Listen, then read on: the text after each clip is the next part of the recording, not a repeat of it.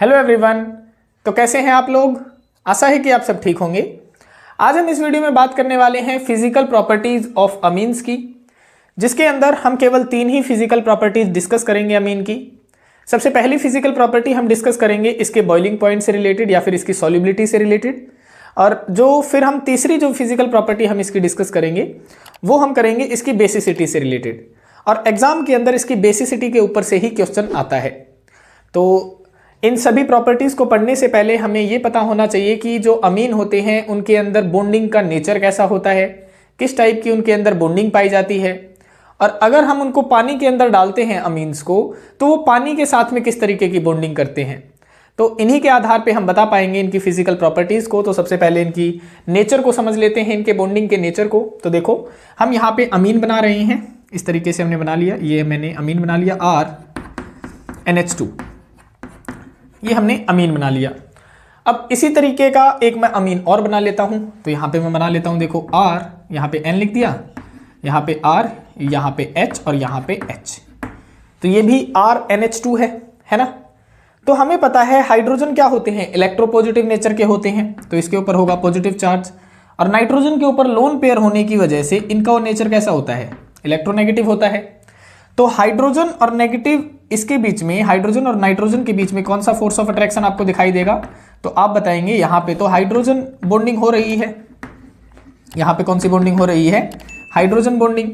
और hydrogen bonding एक type का स्ट्रॉन्ग फोर्स ऑफ इंटरेक्शन है, और स्ट्रॉन्ग फोर्स ऑफ इंटरेक्शन है तो इसे तोड़ने के लिए मुझे ज्यादा अमाउंट में एनर्जी देनी पड़ेगी, और ज्यादा अमाउंट में एनर्जी देंगे तो बॉइलिंग पॉइंट इसका क्या हो जाएगा, हाई हो जाएगा।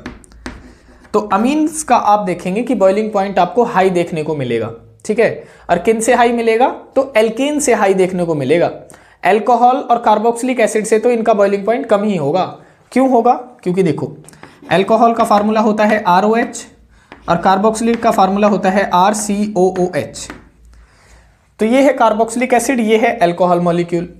इनके अंदर जो हाइड्रोजन बॉन्डिंग पाई जाती है, इनके अंदर जो हाइड्रोजन बॉन्डिंग पाई जाती है वो बहुत ज़्यादा स्ट्रॉन्ग होती है एज कंपेयर टू जो अमीन्स के अंदर हाइड्रोजन बॉन्डिंग पाई जाती है। तो अगर इनके अंदर ज़्यादा स्ट्रॉन्ग हाइड्रोजन बॉन्डिंग है तो इनका बॉइलिंग पॉइंट अमीन्स के कंपैरिजन से ज़्यादा होगा। तो इनका बॉइलिंग पॉइंट तो आपको ज़्यादा देखने को मिलेगा अमीन्स के कंपैरिजन में, लेकिन एल्केन्स के कंपैरिजन में आपको किसका बॉइलिंग पॉइंट ज़्यादा देखने को मिलेगा? तो आप बताएंगे अमीन्स का ज़्यादा होगा। तो ये हमें किसके बर्ताव से पता चल रहा है? हमें पता चल रहा है इनके नेचर ऑफ बॉन्डिंग से। तो यहां से हमें पता चल गया कि बॉइलिंग पॉइंट तो इनका हाई रहने वाला है। फिर हम देखेंगे इनकी सॉल्युबिलिटी से रिलेटेड बातें। अब सॉल्युबल, कोई भी चीज सॉल्युबल कब होगी पानी के अंदर? जब वो पानी के साथ में हाइड्रोजन बॉन्डिंग बनाएगी। तो हम देखते हैं क्या अमीन्स भी पानी के साथ में हाइड्रोजन बॉन्डिंग बना पाते हैं। तो देखो, हमने यहाँ पे अमीन बना लिया RNH2, ये हमने अमीन बना लिया। और वाटर का जो स्ट्रक्चर होता है वो इस तरीके से लिख दिया हमने OH2, यानी H2O लिख दिया, है ना। अब देखो, हाइड्रोजन होता है इलेक्ट्रोपॉजिटिव नेचर का, ऑक्सीजन के ऊपर लोन पेयर होते हैं जिसके कारण ये होता है इलेक्ट्रोनेगेटिव नेचर का। तो हाइड्रोजन और ऑक्सीजन के बीच में किस टाइप की बॉन्डिंग बन जाती है? इनके बीच में बन जाती है हाइड्रोजन बॉन्डिंग। और अगर इसने पानी के साथ में हाइड्रोजन बॉन्डिंग बना ली, इसका मतलब क्या है? अमीन्स भी पानी के अंदर क्या हो जाएंगे? सॉल्युबल हो जाएंगे। तो यहां से हमें पता चल गया कि ये भी क्या रहेंगे, इनके अंदर सॉल्युबल रहेंगे। तो अब हम देख लेते हैं कि एग्जाम के अंदर बॉइलिंग पॉइंट सॉल्युबिलिटी को लिख के कैसे आना होता है, और फिर लास्ट में हम इसकी बेसिसिटी प्रॉपर्टी को एक्सप्लेन करेंगे। सबसे पहली फिजिकल प्रॉपर्टी है हमारी सॉल्युबिलिटी। तो इसमें आप बताएंगे कि amines are soluble in water, कि अमीन्स क्या होते हैं? पानी के अंदर सॉल्युबल होते हैं। क्यों होते हैं? Due to formation of hydrogen bonding, क्योंकि ये हाइड्रोजन बॉन्डिंग बना लेते हैं किनके साथ में? Between amines and water molecule. जो अमीन्स होते हैं वो वाटर मॉलिक्यूल के साथ में हाइड्रोजन बॉन्डिंग बना लेते हैं, जिसके कारण ये पानी के अंदर क्या पाए जाएंगे? सॉल्युबल पाए जाएंगे। तो अब हम देख लेते हैं कि ये सॉल्युबल होते कैसे हैं। तो देखो, हम यहाँ पे सबसे पहले प्राइमरी अमीन बना रहे हैं। ये हमने बना लिया N, यहाँ पे एक अल्काइल ग्रुप अटैच कर दिया, यहाँ पे हमने 2 हाइड्रोजन लगा दिए। ये है हमारा प्राइमरी अमीन। सिमिलरली हम यहाँ पे सेकेंडरी अमीन बना लेते हैं। देखो, अब मैं नाइट्रोजन के साथ में 2 अल्काइल ग्रुप अटैच कर रहा हूं, एक यहां कर दिया, एक यहां कर दिया, एक हाइड्रोजन यहां कर दिया, ठीक है। तो ये बन गया हमारा सेकेंडरी अमीन। सिमिलरली यहां पे मैं टर्सरी बना लेता हूं। देखो, यहां पे नाइट्रोजन के साथ में अगर 3 अल्काइल ग्रुप अटैच कर दें तो ये बन जाता है हमारा टर्सरी अमीन, टर्सरी अमीन। ये बन गया हमारा। तो अब ये वाटर मॉलिक्यूल के साथ में हाइड्रोजन बॉन्डिंग कैसे बनाता है? देखो, हाइड्रोजन के ऊपर होता है पॉजिटिव चार्ज, इसके ऊपर भी होता है positive charge.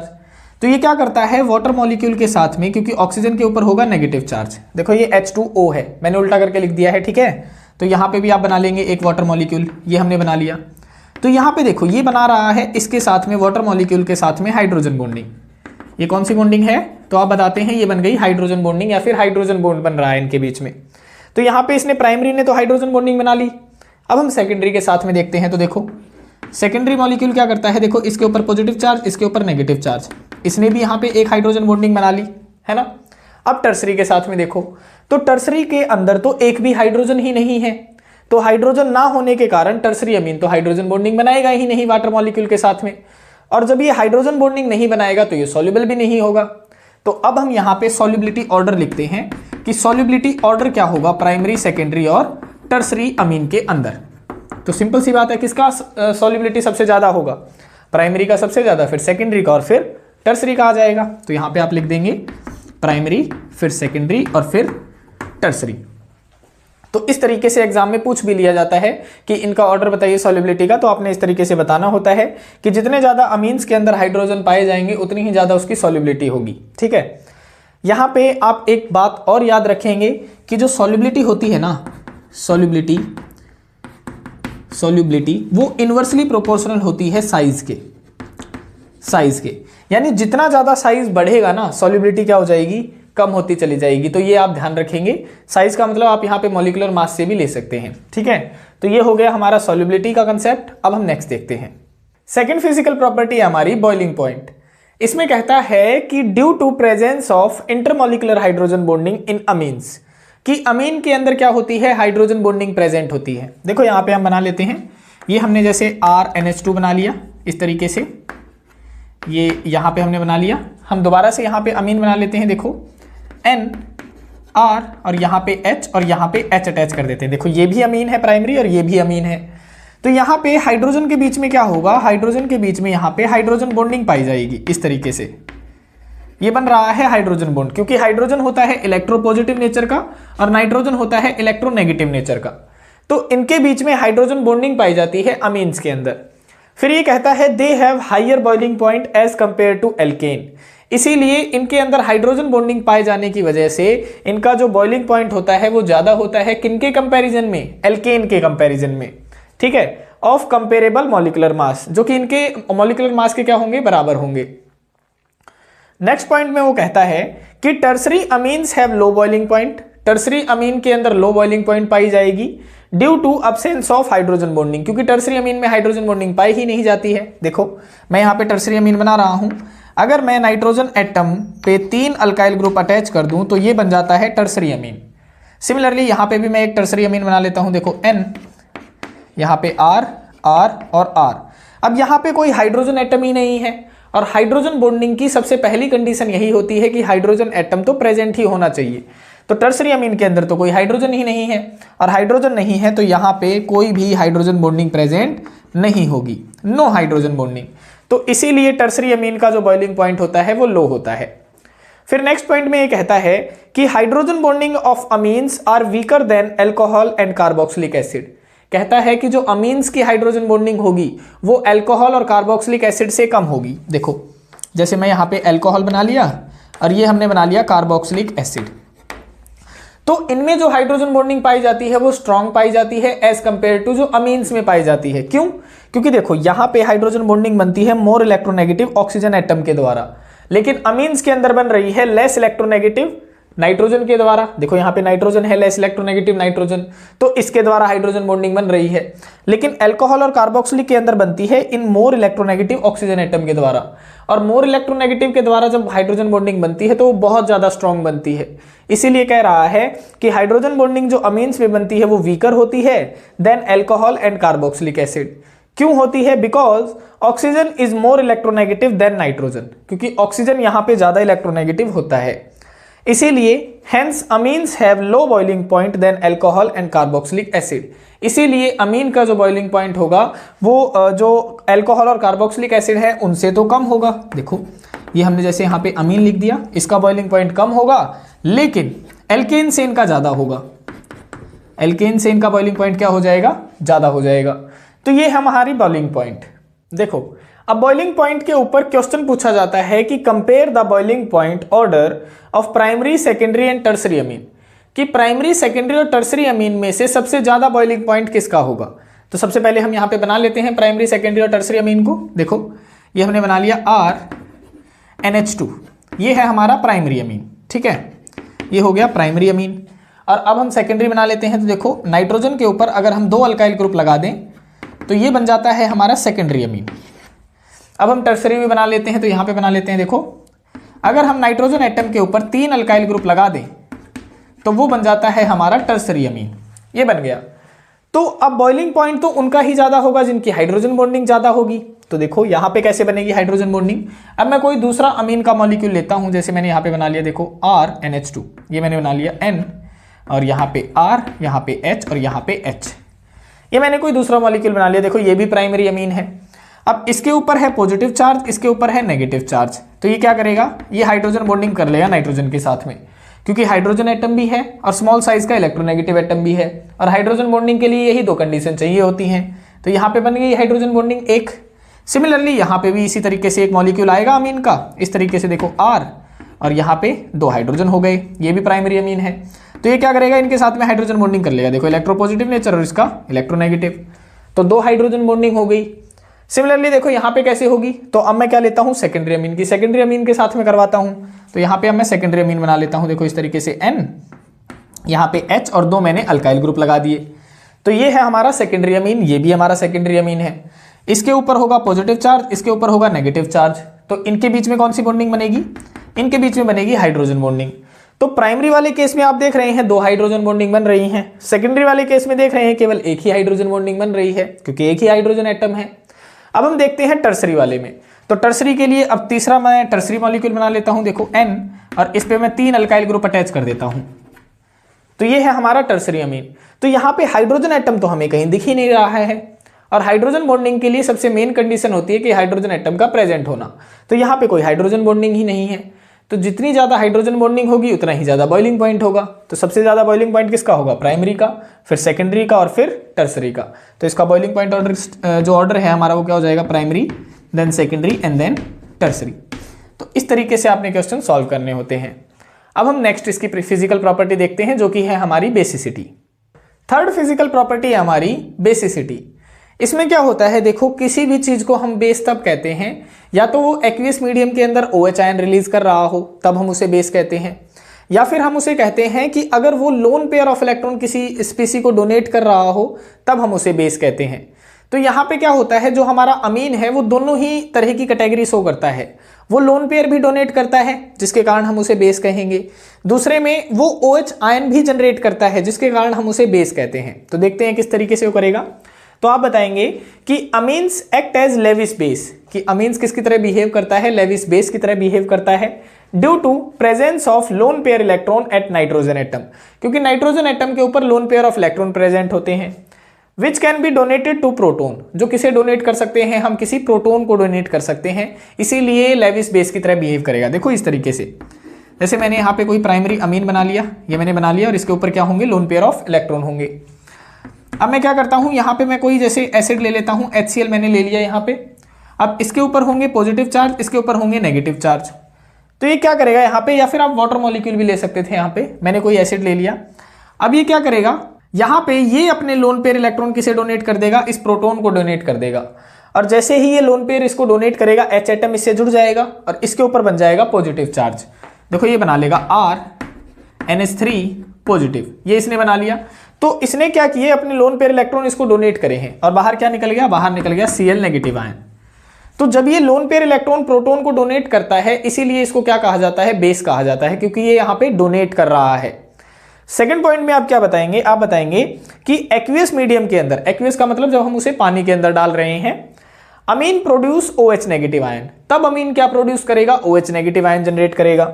Hence their basic strength will depend upon pKb, इसीलिए इसकी बेसिक स्ट्रेंथ किसके ऊपर डिपेंड करेगी, पीकेबी के ऊपर डिपेंड करेगी। अब pKb क्या होता है, तो pKb होती है हमारी जो आयनाइजेशन कांस्टेंट होती है, जब हमने 11th क्लास में पढ़ा होगा आयनाइजेशन कांस्टेंट का कंसेप्ट, वहां पे आता है हमारा pKb। ठीक है, तो फिलहाल आप इतना याद रखें कि pKb एक वैल्यू होती है जिसके ऊपर बेसिक स्ट्रेंथ डिपेंड करती है। तो अब हम देखते हैं कि एक्वियस मीडियम के अंदर अमीन OH आयन कैसे जनरेट करेगा। तो देखो मैं यहाँ पे अमीन बना लेता हूं, ये मैंने बना लिया RNH2, ये बना लिया। जो एक्वियस मीडियम का अंदर है मैं इसके अंदर वाटर मॉलिक्यूल डालूंगा, तो मैंने यहाँ पे वाटर मॉलिक्यूल डाल दिया, ये यहाँ पे इस तरीके से डाल दिया। ठीक है, अब क्या होगा, देखो इस वाटर मॉलिक्यूल को मैं ऐसे लिख सकता हूँ, देखो HOH, ये मैंने लिख दिया। अब इसके ऊपर होता है पॉजिटिव चार्ज, इसके ऊपर नेगेटिव चार्ज होता है, और हमने अभी अभी पढ़ा कि मतलब ये क्या करता है, अपने लोन पेयर इलेक्ट्रॉन प्रोटॉन को दे देता है। तो ये क्या करेगा, अपने लोन पेयर इलेक्ट्रॉन किसे दे देगा, इस प्रोटॉन को देगा। जैसे ही ये इसे देगा, बाहर क्या रिलीज होगा, बाहर रिलीज होगा OH नेगेटिव आयन, ये बाहर निकल जाएगा। तो देखो किस तरीके से ये बन जाएगा, ये बन जाएगा RNH3 पॉजिटिव, और यहां पे निकल गया OH नेगेटिव आयन, ये निकल गया। तो यहां पे ये जो निकल रहा है, और ये बेस है, यहां पे क्या है, ये बेस है, क्योंकि इसने लोन पेयर इलेक्ट्रॉन डोनेट करे। तो इसके लिए जो आयनाइजेशन कांस्टेंट होगा वो क्या होगा, Kb होगा। क्या होगा, Kb। तो Kb की वैल्यू हम कैसे निकालते थे 11th क्लास के अंदर, लॉ ऑफ केमिकल इक्विलिब्रियम जब हम लगाते थे, तो Kb की वैल्यू निकलती थी कंसंट्रेशन ऑफ प्रोडक्ट डिवाइड में कंसंट्रेशन ऑफ रिएक्टेंट। तो यहां पे आप लिखेंगे, देखो कंसंट्रेशन ऑफ प्रोडक्ट क्या है, तो RNH3 पॉजिटिव की कंसंट्रेशन, OH नेगेटिव की कंसंट्रेशन, और डिवाइड में आ जाएगा RNH2 की कंसंट्रेशन, RNH2 की कंसंट्रेशन। यहां पे आप वाटर की कंसंट्रेशन नहीं लिखेंगे, क्योंकि वो इसके अंदर आयनाइजेशन कांस्टेंट के अंदर ऑलरेडी इंक्लूड कर दी गई होती है। ठीक है, तो यहां पे हम क्या देख रहे हैं कि जितनी ज्यादा OH नेगेटिव आयन सॉल्यूशन के अंदर होंगे, उतनी ज्यादा क्या बढ़ेगी, उसकी बेसिसिटी बढ़ेगी, और जितने ज्यादा OH आयन बढ़ेंगे उतनी ज्यादा Kb की वैल्यू बढ़ेगी। तो यहां पे जो बेसिसिटी का जो ऑर्डर होता है, यहां पे देखो जो बेसिसिटी का ऑर्डर होगा वो डायरेक्टली प्रोपोर्शनल होगा Kb के वैल्यू पे, और इनवर्सली प्रोपोर्शनल होगा pKb की वैल्यू पे। तो इन पे आपने ज्यादा ध्यान नहीं देना है, सिर्फ इसका सेम सा कंसेप्ट है कि अगर Kb की वैल्यू बढ़ेगी तो बेसिसिटी बढ़ेगी, और pKb की वैल्यू बढ़ेगी तो बेसिसिटी घटेगी। देखो अब इस पे क्वेश्चंस कैसे आते हैं मैं वो बताता हूं आपको। जैसे क्वेश्चंस क्या है, मैं मान लेता हूं कि आपको 2 या फिर 3 बेस दिए गए हैं, एक तो A बेस दे दिया, दूसरा B बेस दे दिया, और तीसरा 3 बेस दे दिया। ये तीनों बेस दिए गए हैं आपको, और यहाँ पे इन तीनों की वैल्यूज दी जाती हैं आपको। जैसे मैं मान लेता हूँ Kb की वैल्यू है, इसकी 10 दे दी, इसकी 20 दे दी, और इसकी 30 दे दी, और आपसे पूछता है कि इन तीनों को अरेंज करो उनकी बेसिसिटी ऑर्डर के हिसाब से, या फिर उसके आधार पे इनको अरेंज करो। तो जिसकी सबसे ज्यादा वैल्यू होगी Kb की, उसकी सबसे ज्यादा बेसिसिटी होगी। बस इस तरीके से क्वेश्चन आते हैं इस पे, सिंपल से। ठीक है, तो Kb की वैल्यू सबसे ज्यादा C की है, तो यहाँ पे C की बेसिसिटी सबसे ज्यादा हो जाएगी, फिर B की हो जाएगी, और फिर A की हो जाएगी। तो इस तरीके से क्वेश्चन पूछे जाते हैं। और यहाँ पे अगर pKb की वैल्यू दे दी जाती तो बेसिसिटी किसकी सबसे ज्यादा हो जाती, जिसकी वैल्यू कम होती। यानी अब pKb की वैल्यू अगर दे दी, देखो ये तो हमने Kb के आधार पे अरेंज कर दिए थे, है ना। और अगर pKb वैल्यू, जैसे मैं यहाँ पे लिख देता हूँ, ये मैं यही वैल्यू लिख देता हूँ 10, 20 और 30, तो अब जो बेसिसिटी का ऑर्डर होगा वो अब उल्टा हो जाएगा। देखो pKb के आधार पे हो जाएगा A, B और C, क्योंकि जिसकी वैल्यू सबसे कम उसकी बेसिसिटी सबसे ज्यादा। तो इस तरीके से क्वेश्चन पूछे जाते हैं। ये है हमारा बेसिसिटी का कंसेप्ट। ये मैंने जो क्वेश्चंस बताया है ना, ये कॉम्पिटिटिव एग्जाम में पूछे जाते हैं इस तरीके से। हमारे जो बोर्ड एग्जाम में जो क्वेश्चन पूछे जाते हैं वो हम अभी डिस्कस करते हैं। सबसे पहला क्वेश्चन है हमारा, जो एग्जाम पॉइंट ऑफ व्यू से बहुत ज्यादा इंपॉर्टेंट है। क्वेश्चन है हमारा, amines are more basic than ammonia, explain why. अब यहाँ पे कहता है कि अमीन ज्यादा बेसिक नेचर के होते हैं अमोनिया से, आपने एक्सप्लेन करना है क्यों।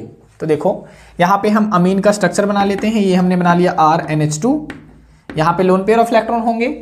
यहाँ पे हमने अमोनिया का स्ट्रक्चर बना लिया, यहाँ पे इसके ऊपर भी लोन पेयर होंगे। तो दोनों के ऊपर लोन पेयर हैं, इसका मतलब दोनों ही बेसिक स्ट्रेंथ के होंगे, है ना। बस हमें अब ये कंपेयर करना है कौन ज्यादा बेसिक नेचर का होगा।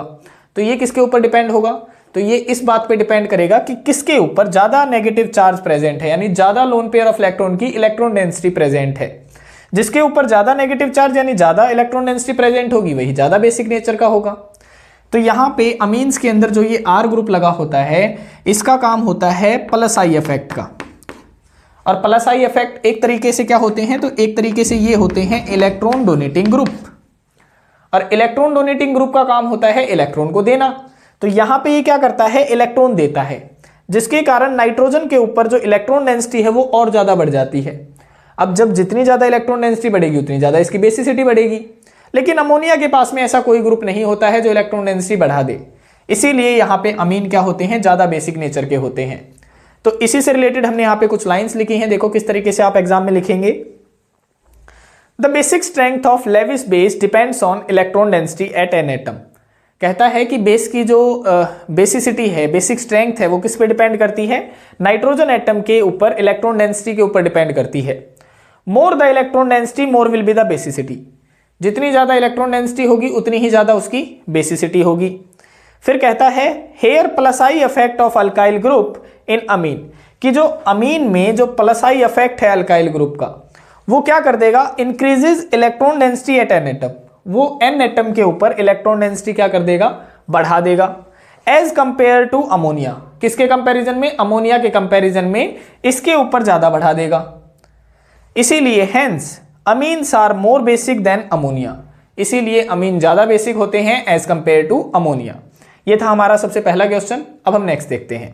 सेकंड क्वेश्चन है हमारा जो कि मोस्ट इंपॉर्टेंट है और हर बार एग्जाम में पूछा भी जाता है।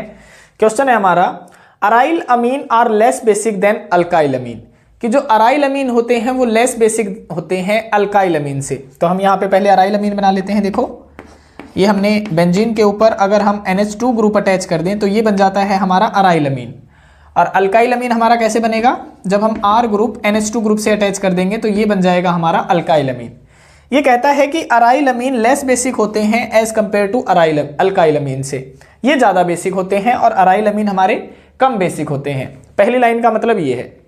फिर कहता है दूसरे तरीके से ये क्वेश्चन कैसे आता है एग्जाम में कि aniline is less basic than methyl amine, कि जो एनिलीन, देखो इसका नाम होता है एनिलीन, अराइल अमीन को ही क्या कहा जाता है, एनिलीन बोला जाता है।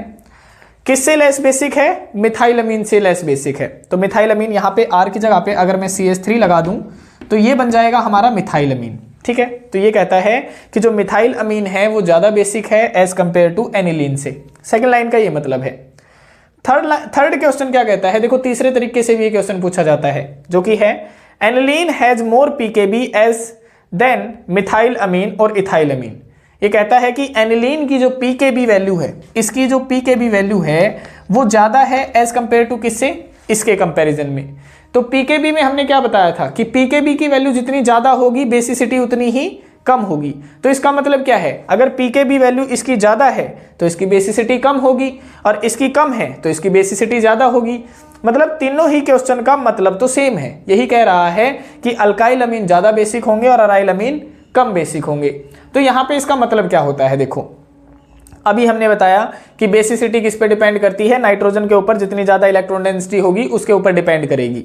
तो R क्या है, R का जो अफेक्ट होता है वो प्लस आई अफेक्ट होता है, जिसका मतलब होता है कि ये इलेक्ट्रॉन देने का काम करता है और ये अगर इलेक्ट्रॉन देगा तो इसकी इलेक्ट्रॉन डेंसिटी यहाँ पे बढ़ जाएगी और ये इलेक्ट्रॉन अवेलेबल भी रहेंगे डोनेशन के लिए, और जो जितने ज्यादा इलेक्ट्रॉन देगा वो उतना ही ज्यादा बेसिक हो जाएगा। लेकिन एनिलीन के अंदर क्या होता है, एनिलीन के अंदर जो ये लोन पेयर ऑफ इलेक्ट्रॉन होते हैं N के ऊपर, ये क्या होते हैं, रेजोनेंस प्रोसेस के अंदर इन्वॉल्व हो जाते हैं और रेजोनेंस प्रोसेस के अंदर इन्वॉल्व होने के कारण ये फ्रीली अवेलेबल ही नहीं होंगे और फ्रीली अवेलेबल नहीं होंगे तो डोनेशन क्या करेंगे, और जो डोनेशन नहीं करेंगे वो बेसिक स्ट्रेंथ नहीं होगी उसकी, इसीलिए कम बेसिक होते हैं और ये ज्यादा बेसिक होते हैं।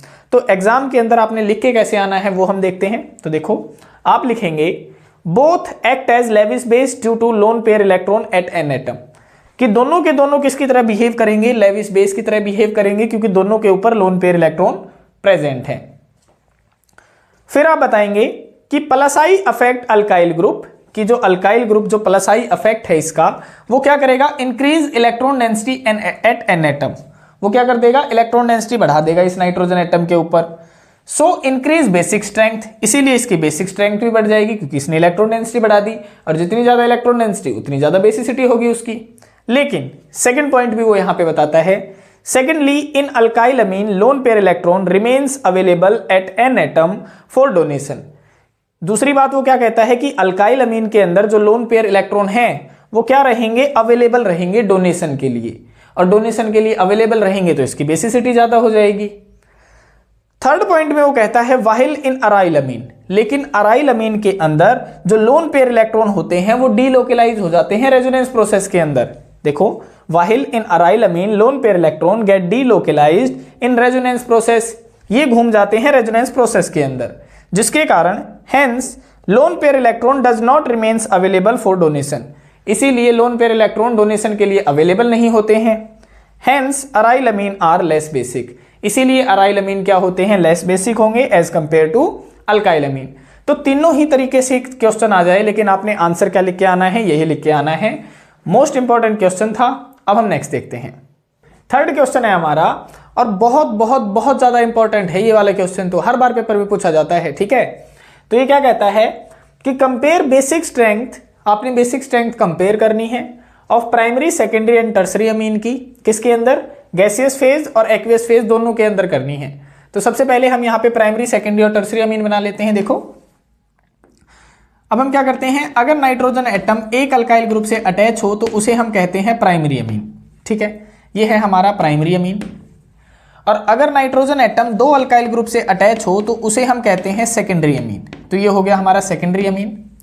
सिमिलरली अगर नाइट्रोजन एटम तीन अल्काइल ग्रुप से अटैच हो तो उसे हम कहते हैं टर्सरी अमीन, तो ये हो गया हमारा टर्सरी अमीन।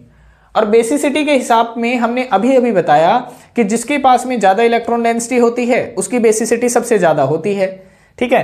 तो यहाँ पे देखो ये जो आर ग्रुप लगा हुआ है, एक अल्काइल ग्रुप लगा हुआ है, इसका मतलब है कि इसका प्लस आई इफेक्ट है, और प्लस आई इफेक्ट का मतलब है कि ये है इलेक्ट्रॉन डोनेटिंग ग्रुप। तो यहाँ पे तो एक इलेक्ट्रॉन डोनेटिंग ग्रुप लगा हुआ है, सेकेंडरी के अंदर दो इलेक्ट्रॉन डोनेटिंग ग्रुप लगे हुए हैं, और टर्सरी के अंदर तीन इलेक्ट्रॉन डोनेटिंग ग्रुप लगे हुए हैं जिनका काम है इलेक्ट्रॉन को देना।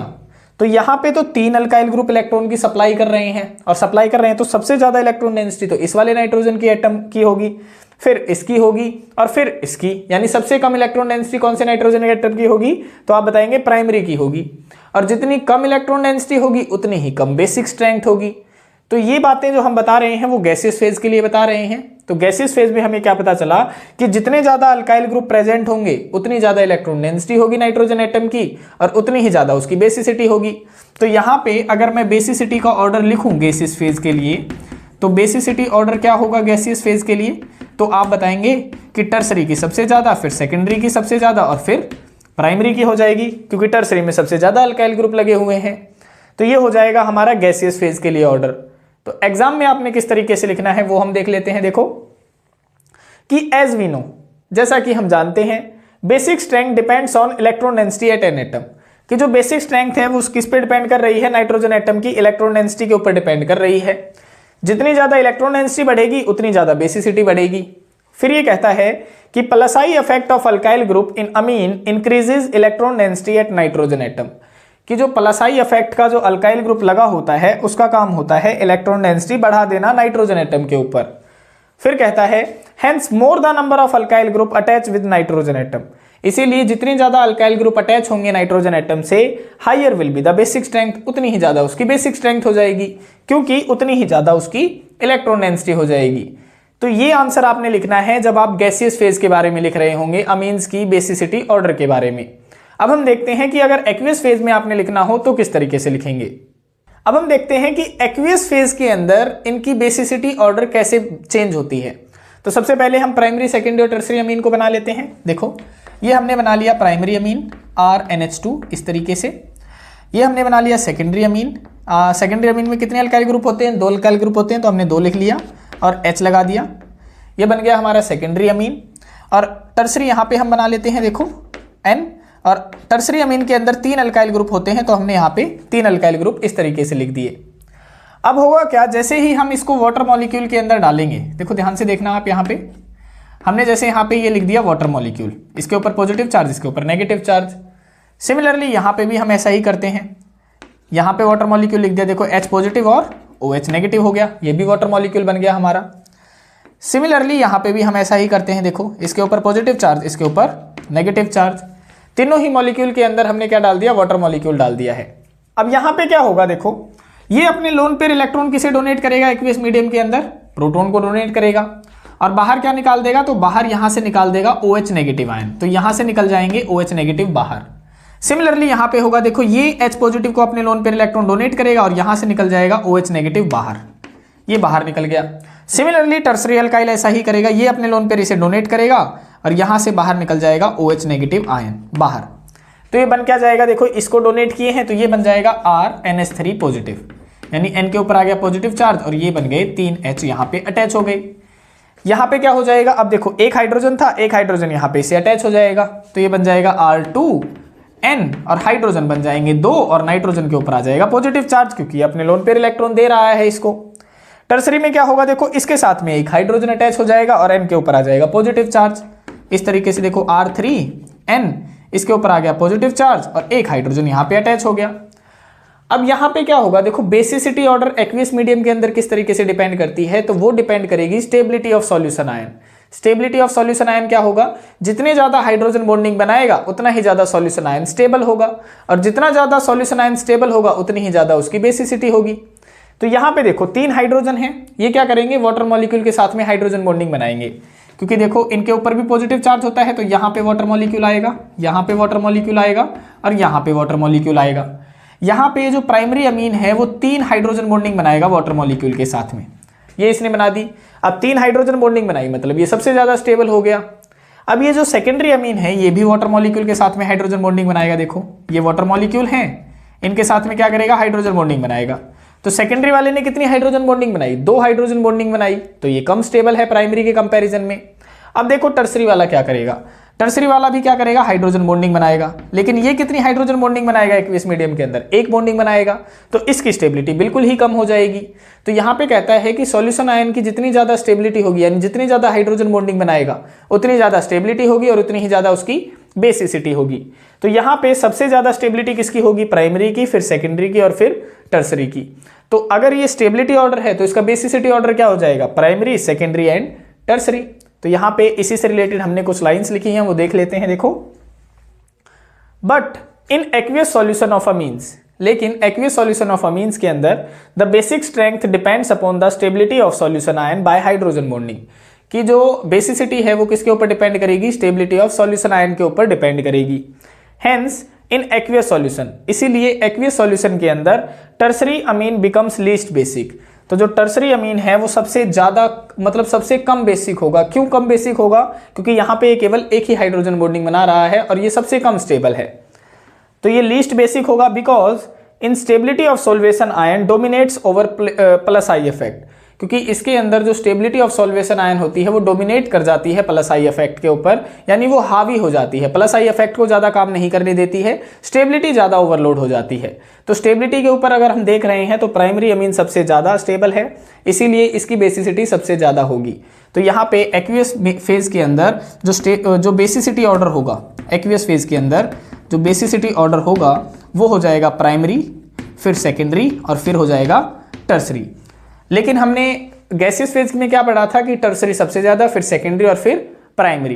तो यहाँ पे 2 चेंजेस आ गए हैं। तो एक्वियस फेज के अंदर बोर्ड एग्जाम्स में मल्टीपल चॉइस क्वेश्चन पूछे जाते हैं, जिसमें आपसे पूछेगा कि जो अमीन्स हैं उनका बेसिसिटी ऑर्डर बताओ, उनका बेसिसिटी ऑर्डर बताओ। इस तरीके से एग्जाम्स में पूछे जाते हैं HBSC के एग्जाम में, ठीक है। काफी सारे बोर्ड्स के एग्जाम में पूछे जाते हैं, फिलहाल हम यही पढ़ रहे हैं, ठीक है। तो ये क्या होगा, अमीन्स का जो बेसिसिटी ऑर्डर पूछा जाता है वो कहता है कि अगर आपके पास में जो अल्काइल ग्रुप है अगर वो CH3 है तो बेसिसिटी ऑर्डर बताओ अमीन्स का। तो आपने ध्यान रखना है, अल्काइल में अगर CH3 दे रखा है तो आप याद रखेंगे 213 इसका बेसिसिटी ऑर्डर होगा। 213 का मतलब है पहले सेकेंडरी होगा, फिर प्राइमरी होगा और फिर टर्सरी होगा। लेकिन अगर वो कह दे कि अल्काइल ग्रुप क्या है, C2H5 है, अगर इसके लिए वो बेसिसिटी ऑर्डर पूछे आपसे तो आपने याद रखना है 231। 231 का मतलब है पहले सेकेंडरी, फिर टर्सरी और फिर प्राइमरी। इस तरीके से इनका बेसिसिटी ऑर्डर क्या होता है, चेंज होता है। इसको याद करने का तरीका क्या है कि मिथाइल ग्रुप छोटा होता है इसीलिए 13 है और इथाइल ग्रुप बड़ा होता है इसीलिए 31 है, ठीक है। तो इस तरीके से आप याद कर लेंगे। तो ये थी हमारी फिजिकल प्रॉपर्टीज ऑफ अमीन्स, जो कि एग्जाम पॉइंट ऑफ व्यू से काफ़ी ज़्यादा इंपॉर्टेंट टॉपिक था। इसमें से कई तरीके के क्वेश्चंस बनते हैं जो भी हमने बता दिए हैं कि एग्जाम्स में किस तरीके से पूछे जाते हैं। आशा है आपको आज का लेक्चर पसंद आया होगा। तो अगर लेक्चर आपको पसंद आ रहा है तो ज़्यादा से ज़्यादा इसे शेयर कीजिए, सब्सक्राइब कीजिए हमारे चैनल को और ज़्यादा से ज़्यादा लोगों को बताइए हमारे चैनल के बारे में। आज के लिए इतना ही, मिलते हैं किसी और वीडियो में किसी और टॉपिक के साथ में। तब तक के लिए बाय बाय, टेक केयर।